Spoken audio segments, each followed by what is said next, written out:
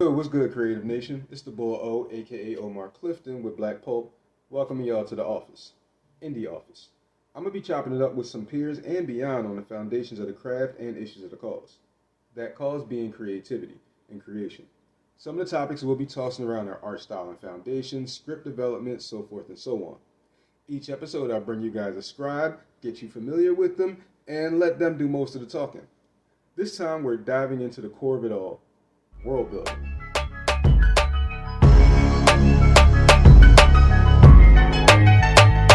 I figure we can marvel at distinguished competition to get the twist in the narrative right back to where the swagger My lives name is diligent. Nigel from Barbados. I'm a part of a publishing team here called Beyond Publishing Caribbean, and we produce indie comic books on a small scale. And what I'm really here to talk about is a new venture that I'm working on, something called The Diary of the Stray Dogs. And this is a futuristic, kind of like cyberpunk science fiction story that I'm working on.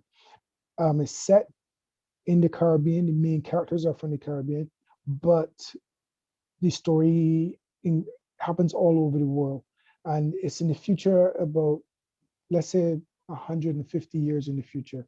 And my idea of the kind of science fiction that I kind of like is close to reality, um, like a possible future. So you will have things like some flying cars and things, but it wouldn't be interstellar travel, that kind of stuff.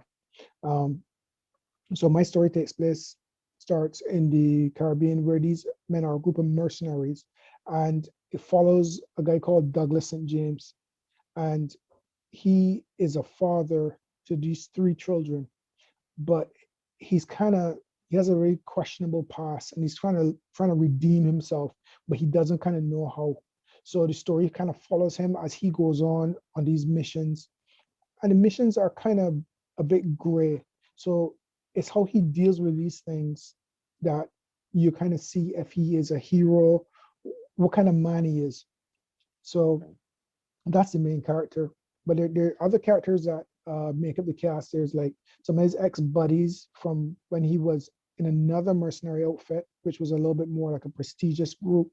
And the person who runs this smaller outfit now, uh, a lady called Shani Belcourt, and she has like mixed Caribbean heritage. So she's a bit Haitian. She's part Haitian, part Jamaican, part Barbadian, and it's also a little bit about her. As if I could get to do more stories about some of the other characters, it would be about her. There's his other friends that he has from before, which I spoke about, and it follows these characters in terms of their development, how they're dealing with stuff. Um, right now, I'm writing one story arc.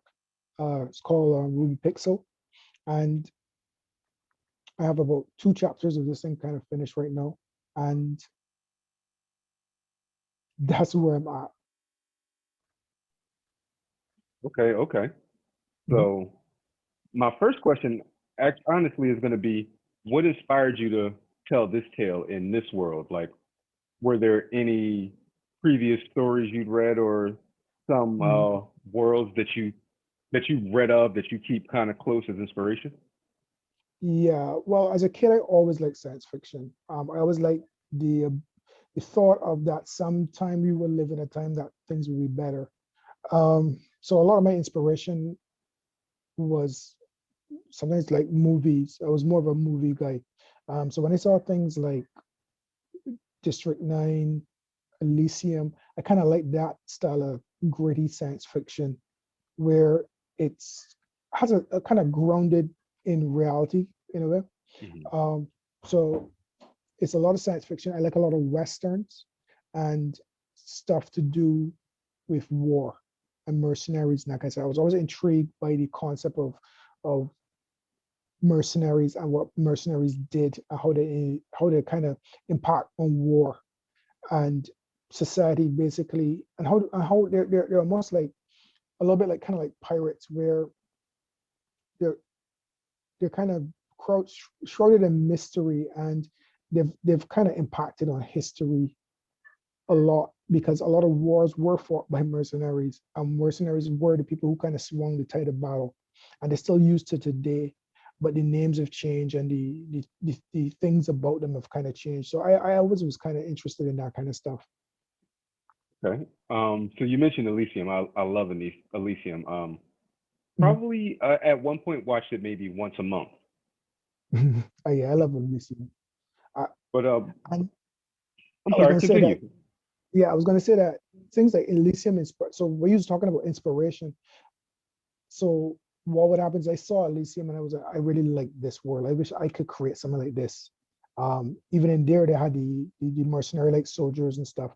And so what would happen is I then say, well, if I was to do something like this, or if I was to do a world, what I would do, what stories I could do in this playground and that kind of stuff. So that's how I was kind of influenced by that.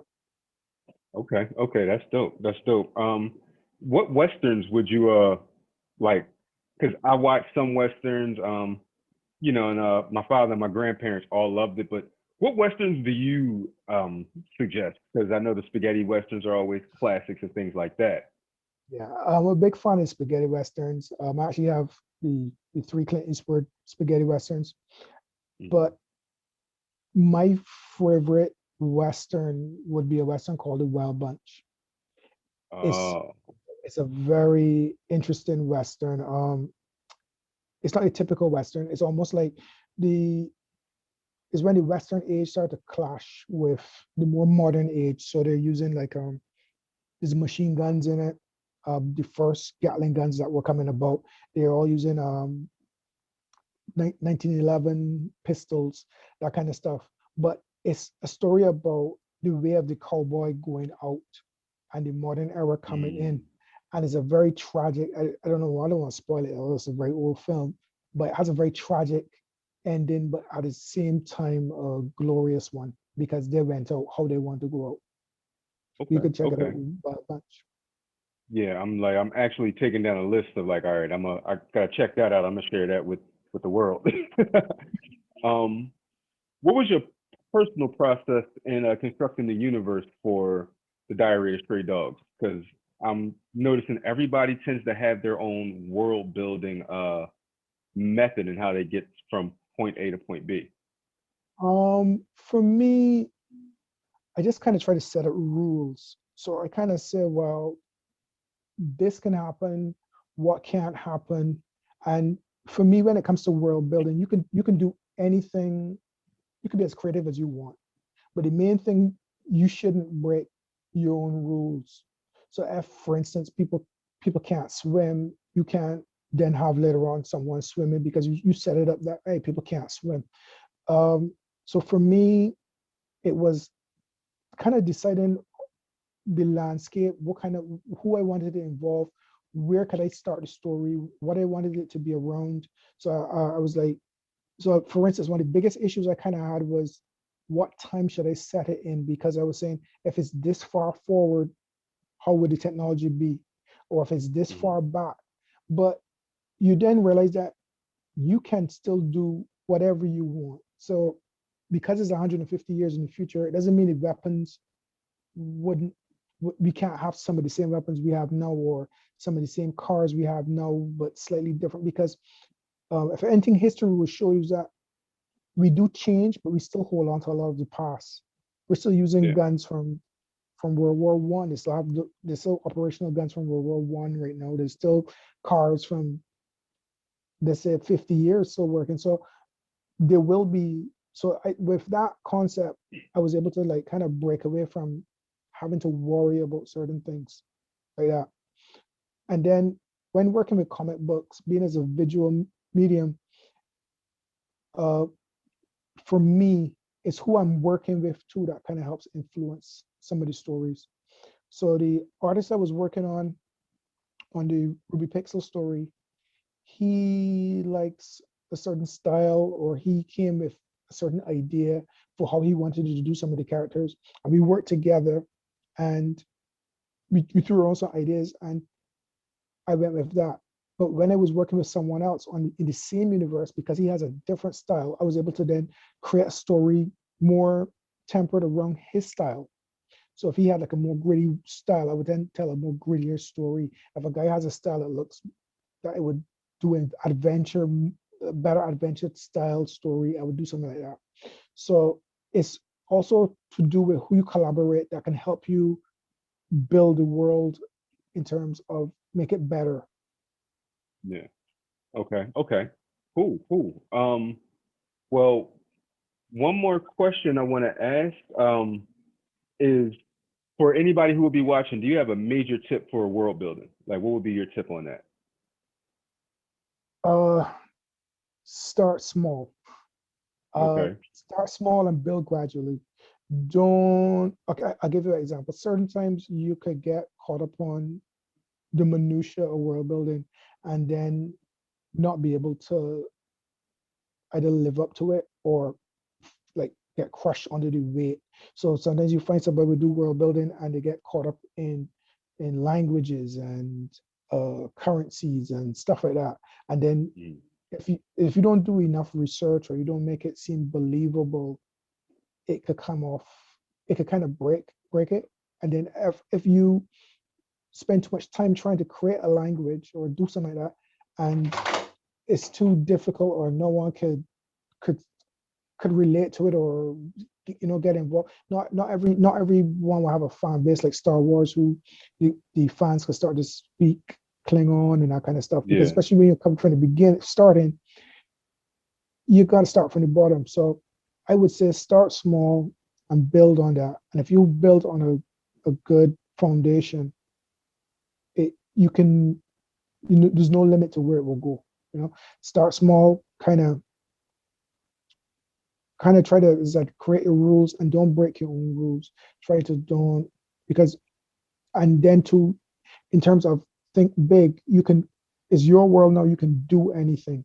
But as I said, when I think of the small part, just in terms of just start from the beginning, where you coming up from and build up in layers.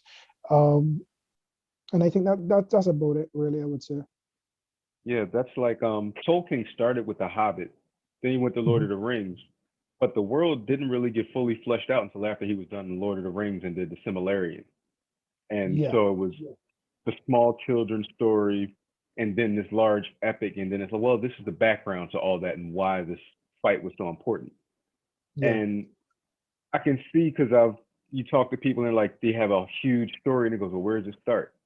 And not being able to just give you the point. You're talking to someone and trying to encourage them, and they're like, I know what to do, and you say, well, tell me what your story's about, and they got to tell you the whole story, and it's like, yeah, you got to yeah, bring that, condense it, almost like taking the fluid and cooking it down so you get a syrup type of thing. yeah. I find too what people kind of get mixed up with too with world building. Sometimes people come to you and they say, I got a great idea for a story. And they will say something like, what if humanity kind of evolved and everybody was 8 feet tall and there was a scarcity of women and the sky was green because it was a fungus. And they start to tell you all these things about the world and stuff. But they're telling you about the world, but they haven't told you a story. And sometimes I have to say, Mm-hmm. well, you got a great concept, but now you got to tell me a story now within that world. And that's what kind of happened with this at first. I was like, I created this world where the concept was, hey, what about a group of mercenaries who live in the Caribbean and in my world, the smaller nations are called pirate nations because they don't have any impact on the world's economy and nobody doesn't care. And I was going through all, but then I started to realize you have a concept, but you don't have a story. You need to have a character, Mm-hmm. and the character has to be able to have goals and he has to be able to do something. So sometimes you have to kind of start over and come back again um, with a story, as you said. So the first time I wrote this story, I realized that the character didn't have any agency. The story was going ahead, but he was kind of just tagging along. So then that made me go back to the drawing board. So it takes a lot of practice and you will keep going at it and not giving up. Yeah. Um, for me, it was always several drafts, like just plot, read it over, and then get lost and say, okay, the story stops right here, and finding out where I start telling tangents. And okay, Mhm. we got to rewrite this thing and rewrite this thing and rewrite this thing until I'm comfortable where I can follow the hero's path or even a non-hero to know where they're going before I can Mhm. even break down anything else. Because I've found myself getting lost in the writing and losing the story. Yeah, that can happen. That can happen. Yeah. One of the things I would say for that is where you said like going off on tangents. Some people have that case, or they get caught up in rewriting all the time. I would just say finish and then come back. Yeah. Try to finish it. We sometimes try to go with perfect, but sometimes it's best to finish and then come back, because you could end up being in a case where you have something good, but you've never finished it, because as you said, you Mhm. either get caught up in a side tangent. You've created you many a time you're writing a good story, you create a side character and said this side character would be awesome. It'd be great And if I did a story with this thing and he did this. And because he wasn't there from the beginning, as you said, you start to do these tangent stories and say, what if this character did this? And you forgot the main story. So yeah, it can be a trap sometimes. it can. I learned from reading on some novel writers, and I'm in the Stephen King camp where if I got 6 weeks, I'll finish up a plot and leave it alone and go away and do other stuff and come back to where it doesn't read like I wrote it. Mm. So that way I can actually see the story better and I can go, oh, this definitely doesn't work, or this is a go. Yeah, I find that's a great thing to do. Sometimes just for the nature of my job, I wouldn't be able to see my own project for like 3 weeks, or because I'm Mm. waiting for artwork, or trying to get in contact with someone. So the story gets to sit there for a while. Or sometimes what happens, I would write a story for someone and I'd be all like excited. And the artist would then get back to me like 4 weeks and say, well, send me the script. And then I would go and read it again. And I'd be like, crap, I gotta fix this, because there's a lot of things I didn't see at that time. And then you Mm-hmm. sit down, or sometimes if I know the person isn't going to deal with it right away, sometimes I tend to leave it half baked, and then I go back thinking that it was fully formed, and I realize, I still have to do some work on this stuff. So sometimes, as you said, if you could go back at something, give it a little time, sometimes you will either come up with new dialogue, realize that certain dialogue Mm-hmm. is clunky, plot points, plot holes. Sometimes I get things too where your friends or someone would tell you, I like this, but such and such doesn't kind of work. But because you're so close to it at the time, you're like, nah, I'm not changing that, this and that. Yeah. But when you leave it for 6 weeks and you come back, you know, you kind of see the issues that they said, and then you were like, okay, yeah, I could see that. I Yeah. could change it. And so it's a good idea to do that kind of stuff too. Right. But that chart you sent me, I am personally going to be implementing that because it helps to slim a lot of that down. Especially for me, already having a set goal and plot, I can say, all right, well, here's the issue. These are the things I need to happen. And Yeah. it's easier with that sell sheet than writing it out myself and going down the plot and down the list and creating my own form. And Yeah. I am all about streamlining the process right now. Yeah, I'm a very mathematical person like that. So I kind of, yeah, when I saw the sheet, I kind of really latched onto it. And it's a good way too that you can almost like check your homework. So like if you have a script, you can look at it and see if you're hitting those beats on the sheet. Mm-hmm. And because it's also divided in a different way, like you can match it. You can use any of the three different, like the different criteria and say, well, I'm going to do it like a hero's journey. I'm going to do it like this. I should be this way in the plot in terms of story arc and that kind of stuff. Yeah, Mm-hmm. I find it to be Yeah. very helpful. Yeah, I'm gonna, in fact, after I finish these pages I'm doing, I'm gonna just implement that when I start translating the plot for the next issue into actual script format. And I'm just gonna use that for the next chapter and see how it goes. And maybe I can slim my chapter down some, although I'm not sure if I want to.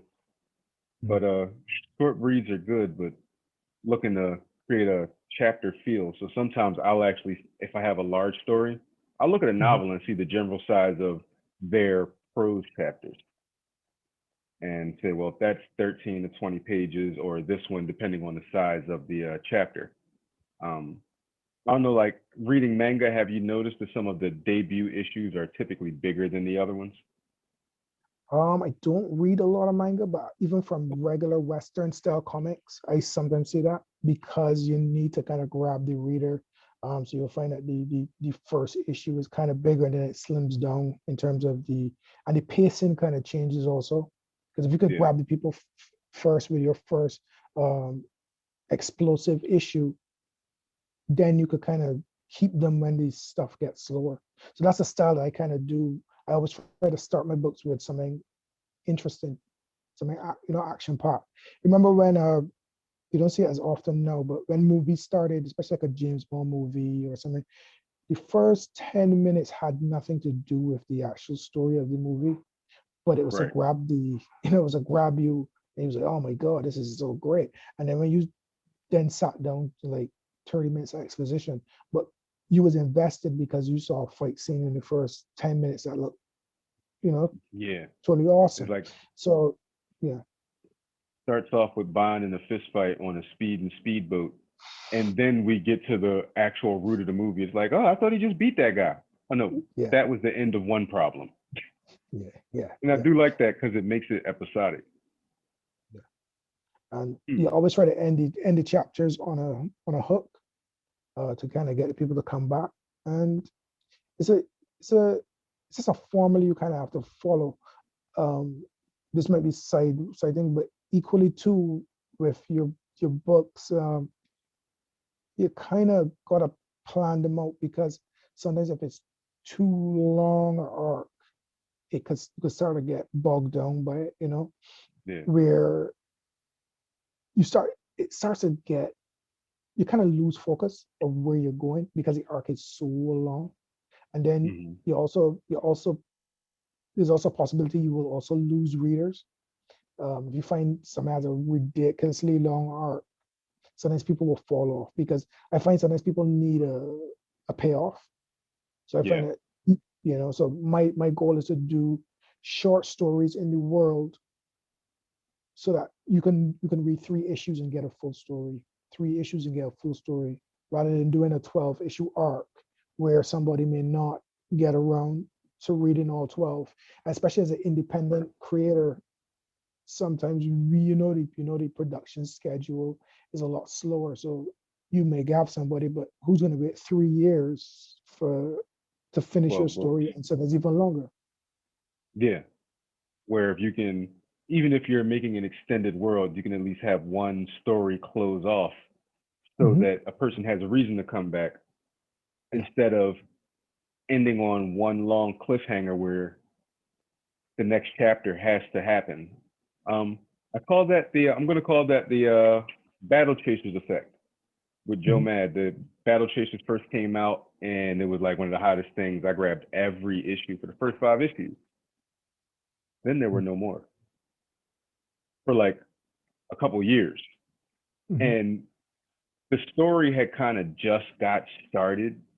And so I still don't know if it's finished. A few issues have come out here and there. And this happened in the late 90s.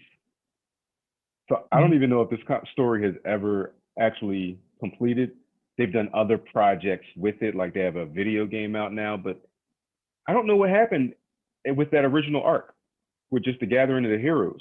It just stopped once they all found each other in the same place. Yeah, so yeah, you kind of got to be careful of stuff like that. So I don't know if you're familiar with Hellboy. They do this thing where the stories are short stories but set in the world. So each story kind of builds on it. So it doesn't need to be a direct continuation, and you can jump around in your timelines and that kind of stuff. So you kind of give yourself freedom. You're still building the world, but you don't, as I said, you're not tied to this big multi-epic arc kind of thing. It's like when I was growing up, I was watching TV in the 80s and 90s. You could sit down in front of any TV show and it didn't matter which episode it was. You just kind of watched the episode of the A-Team Night Raid or whatever it was, and that was it. While when shows started to become episodic to a point where it was like, yeah, you gotta watch season 1 and it's season 3. You know what I mean? So it kind of, one of the shows I kind of enjoyed in the recent time was the Mandalorian, for that same reason. It reminded me of TV when I was growing up. You could come in and just sit down and watch a show. It had a long arc, but each episode was encapsulated enough that you could enjoy it, not know what is going on. The universe was there. Everybody kind of knows about Star Wars. So it was just like inviting and welcoming. So, they didn't have to do much work. So I kind of enjoy that kind of stuff. Like, as long as you, with Mandalorian, as long as you got the idea that he was walking around with this young Yoda entity, Grogu, it didn't matter whether you saw the 2nd episode or the 5th. You could sit down and watch the 8th, and it's like, oh, he's fighting over this thing. Yeah. And it would just be like, well, how did they come together? But that one episode is its own isolated incident. Yeah. And then the final episode will just be like a kind of callback where you start to see characters from so this character was from this and this, and those who invested in watching all the shows, that was a great payoff. And if you only came in and watched the last show, if it was good to you, it was good. You enjoyed it, and that was it. So it's stuff like that. Yeah. You kind of got to do with your book. And I'm like, I love that process, and gonna implement it in something else writing worthy, definitely. Trying to think, what was it that I was just thinking about that it reminded Adventure Time. Oh, yeah. The old Adventure Time cartoon was much like that, and it was a longer story, but I could just come in the room while my kids are watching it and just sit down and be like, oh, and not have to worry about what happened 2-3 episodes later. Yeah. And it has something for the fans and it has something for the casuals. And I think that's something that you kind of have to do, because I've sold comics at conventions, and people will come in and they'll be like, what issue is this? And you said it's issue 3. And they would say, I would like to buy it, but do you have 1 and 2? And you'll kind of be like, but you could start it. And so your story should be done in a way that you can start at any point.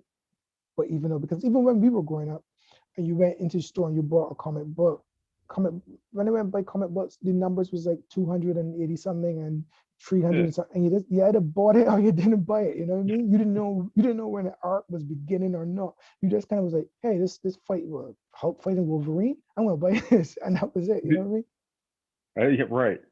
And it was after you got used to and liked the character that you were like, okay, well, what happened in issue 1? You might have read 202. I remember being confused, like, wait, this is number 500, but this is number 3, and this one came out after, and not even knowing how volume didn't matter. It was still the X-Men. Yeah. And as long as Xavier was in it, it felt familiar. Yes, man. It was great talking with you too, man. Peace till later. Thanks and blessings for checking us out as we does what we does. I hope y'all enjoyed the shenanigans and plucked some jewels out the air. Please check the comments, keep up with the guests, keep watching their projects and their progress. As always, make sure to show love, share the work, and of course, be creative. It's your nature. I tell them art is a weapon for cultural progression, and bang the Ruger out my mandible in every session. I step in dressed in the freshest of heaven's weaponry. You should call your army. I bought the armory with me. It's bound to get sticky. My eyebrows twitching. I feel it in the air. Change is coming, my dude. I suggest you prepare. Dig deeper. Custom shells for the street sweeper. Go from block boy to 9-meter to nation feeder. Power scaling the Herculean feats in such bare-handed diverting rivers. The water seeds up. Irrigation is foundation for building strong nations. No mud, no bricks, and trickle down, they getting it.